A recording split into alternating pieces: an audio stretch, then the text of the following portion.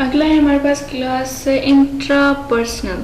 ठीक है, the exact opposite of the interpersonal counterparts, intrapersonal learners thrive means to investigate something when working alone. ये किस चीज़ के opposite में, ये लर्नर कौन से होते हैं, किसके ऑपोजिट में होते हैं, इंटरपर्सनल के ऑपोजिट में। ठीक है, जो कि ग्रुप की फॉर्म में हम लोगों ने पढ़ा के काम करते हैं, उसको प्रेफर करते हैं, और इस तरीके से इनकी लर्निंग, इंटरपर्सनल लर्नर्स की लर्निंग बहुत इफेक्टिव होती है जब ये ग्रुप में काम करते हैं। लेकिन इसके ऑपोजिट में वो लर्नर्स हमारे पास आ जाते हैं जिनको कहा जाता है इंट्रापर्सनल। अब ये क्या होते हैं, जो कि अकेले में काम करते हैं। ऑपोजिट में है, ग्रुप की ऑपोजिट में क्या आएगा, alone working. These are the students who, when self-aware, will request to work alone on group projects. ठीक है, ये वो स्टूडेंट्स होते हैं जो कि जिनको अपने बारे में अवेयरनेस होती है, सेल्फ अवेयर होती है। ठीक है, कि हमने क्या कब कैसे करना है, कि अकेले में काम करने के बारे में इनकी सेल्फ अवेयरनेस होती है। ग्रुप प्रोजेक्ट्स के बारे में, मतलब इनको अगर ग्रुप प्रोजेक्ट भी दिया जाए, अकेले में किस तरीके से काम करते हैं, तो इनको अपने मुतालिक अवेयरनेस होती है, सेल्फ अवेयरनेस इनको बहुत अच्छी तरीके से होती है।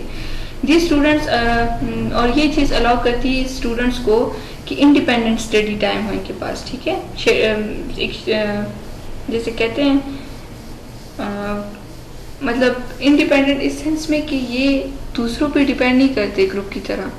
अब ग्रुप वाले स्टूडेंट जो हैं वो एक दूसरे के साथ आइडियाज शेयर करते हैं। अब फॉर एग्जांपल आप लोग 8 स्टूडेंट्स हो, आप लोग ग्रुप लर्नर हो, ठीक है, यानी इंटरपर्सनल हो, तो आप लोग वो लर्नर हो, तो आप लोग जब ग्रुप में काम करोगे, 8 स्टूडेंट हो, एक स्टूडेंट है हो फॉर एग्जांपल आप लोगों में से जिसको किसी स्टेटमेंट की समझ ना आ रही हो, या कि किस तरीके से ये काम करने में वहाँ पे वो कंफ्यूज होता हो, तो वो क्या करेगा, वो दूसरे अपने पीयर ग्रुप में से, मतलब जो आप लोग का 8 स्टूडेंट का ग्रुप है, तो दूसरे बंदे से हेल्प लेगा कि आप इसके बारे में क्या कहते हैं, इसको कैसे करना चाहिए।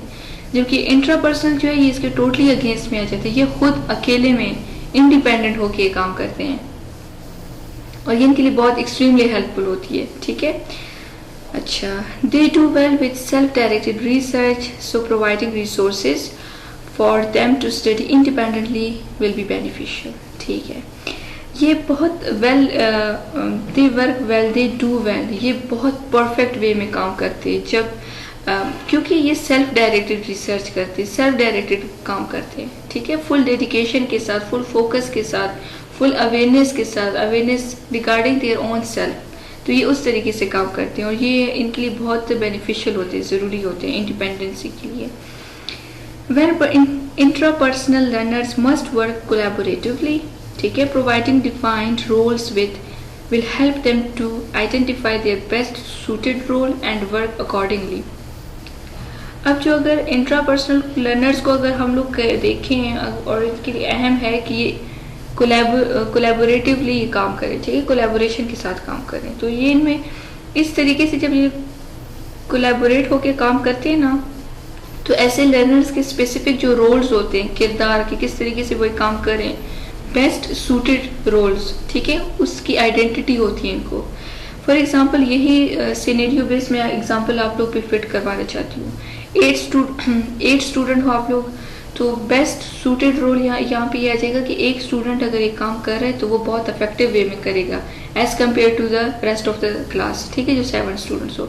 अब दूसरा स्टूडेंट जो पीछे 6 रह गए, तो 7th नंबर वाला स्टूडेंट होगा, वो दूसरा काम अगर इफेक्टिव वे से करेगा तो बाकी 6 जो हैं उसके कंपैरिजन में उसकी जिसे कहते हैं रोल ज़्यादा इफेक्टिव होगा। इस तरीके से बेस्ट आइडेंटिटी या identification of best suited role, ये किस तरीके से एक इंसान उभर के सामने आता है अपने रोल के साथ, ठीक है।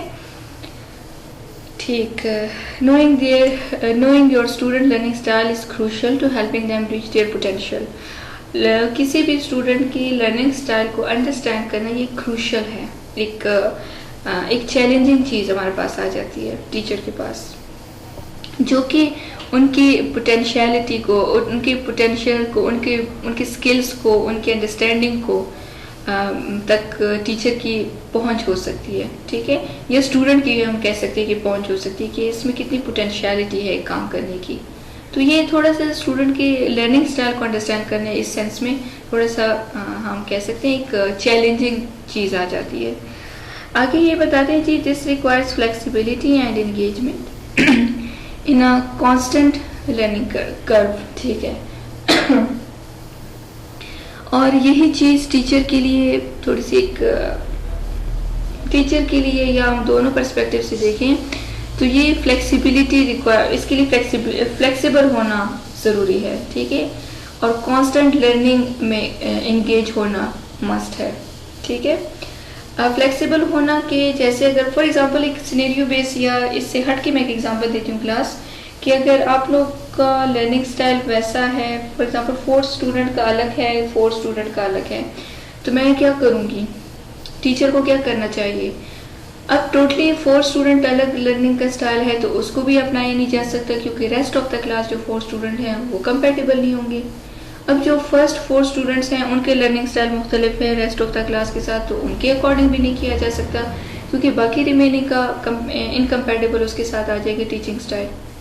तो टीचर को इस तरीके से मतलब अंडरस्टैंडिंग होनी चाहिए, ठीक है, कि स्टूडेंट या लर्नर जो है किस स्टेज पे है, उसकी कॉग्निटिव एबिलिटीज कितनी है, प्रॉक्सिमल जोन कितना है, लेवल ऑफ अंडरस्टैंडिंग क्या है।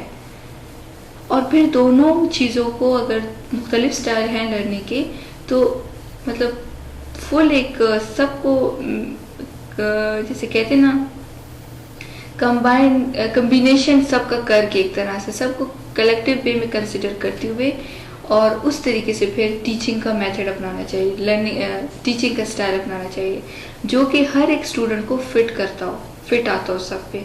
तो इस तरीके से ना एक वन साइडेड टीचिंग स्टाइल होगा, ना दूसरी तरफ बाकी जो रेस्ट ऑफ द क्लास की, जैसे मैंने बात की कि 4 का मुख्तलिफ है 4 का मुख्तलिफ है, तो ना एक को फेवर दिया जाएगा ना दूसरे ग्रुप को फेवर दिया जाएगा, ठीक है। ये हमारे पास आ गया, उसके अगेंस्ट में ऑपोजिट में इंटरपर्सनल के इंट्रापर्सनल आ गया। और ये देखिए हम यहाँ पे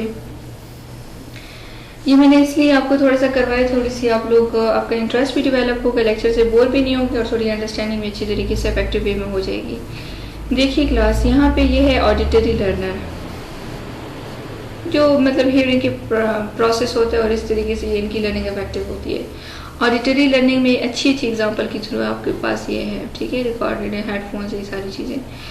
यहाँ पे विजुअल है, विजुअल लर्नर थ्रू ऑब्जर्वेशन, तो ये मतलब सीडी या वीडियो या इस किस्म की चीज़ें जो मतलब ऑब्जर्वेशन के थ्रू भी इनकी सारी लर्निंग होती है। यहाँ पे इंट्रापर्सनल है, इंट्रापर्सनल जो लास्ट में हम लोगों ने पढ़ा, रिकॉल करें क्या पढ़ा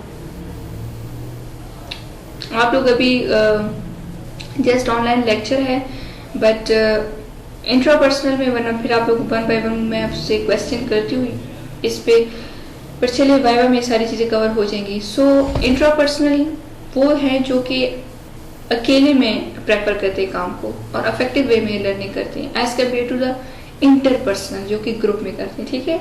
सो ये हमारे पास आ जाता है इंट्रापर्सनल लर्नर, जो कि देखिए अकेले में बैठ के बुक्स वगैरह सारी चीज़ें, मैसेज सारी चीज़ें, कंप्यूटर लैपटॉप जो भी है वट एवर, ये सारी इनकी जो प्राइस वगैरह सब कुछ इसी की लर्निंग की बेस पे होती है और इसी की बेस पे जो मतलब अलोन ये लर्निंग करते हैं, वर्किंग करते हैं, तो ये इफेक्टिव लर्नर होते हैं। आ गया जी नेक्स्ट हमारे पास है थोड़ी सी मतलब ये एक पिक्चर के फॉर्म में आपको मैंने चीज़ें प्रेजेंट की है कि थोड़ी सी आप लोग की एग्जांपल भी हासिल होगी, अच्छी अंडरस्टैंडिंग भी हो सकेगी। काइनेस्थेटिक लर्नर होते हैं, ठीक है, ये उनकी है। सो ओवरऑल हमारे पास काफ़ी सारी टाइप्स आ जाती हैं कि ये क्या होता है, वो क्या होता है, वो क्या होता है। बेसिक डेफिनेशंस हैं, सिनेरियो बेस्ड एग्जांपल्स भी मैंने उठा के आपको थोड़ी सी मिक्स करके बताई हैं, ताकि और आप लोगों ने सुना होगा और मेरी यही कोशिश रही कि हर एक स्लाइड के साथ मैंने थोड़ा ज़्यादा एक्सप्लेन किए चीज़ों को, ठीक है, क्योंकि अगर ये मतलब ये हालात ऐसे ना होते और लाइव में आप लोग को लेक्चर देती तो भी मेरा यही सारा पैटर्न होता टीचिंग का, इसी तरीके से मैं आप लोगों को करवाती और फिर 1 बाय 1 मैं आप लोग से क्वेश्चनिंग भी करती, बट वो वाली सिचुएशन तो यहाँ पे हो नहीं सकती। तो इसी पे हम लोग शुक्र अदा करते हैं कि आप लोग का एटलीस्ट आप लोग की क्लास हो रही है, ठीक है, और आप लोग कुछ सीख रहे हो। ये हमारे पास ये आ गया। अब नेक्स्ट में हम लोग जी कवर करते हैं strategies to improve learning skills. ये हमारे पास लास्ट टॉपिक आ जाते हैं क्लास लर्निंग के चैप्टर का। ठीक है, तो अभी ये मैं नेक्स्ट लेक्चर में करवाती हूँ।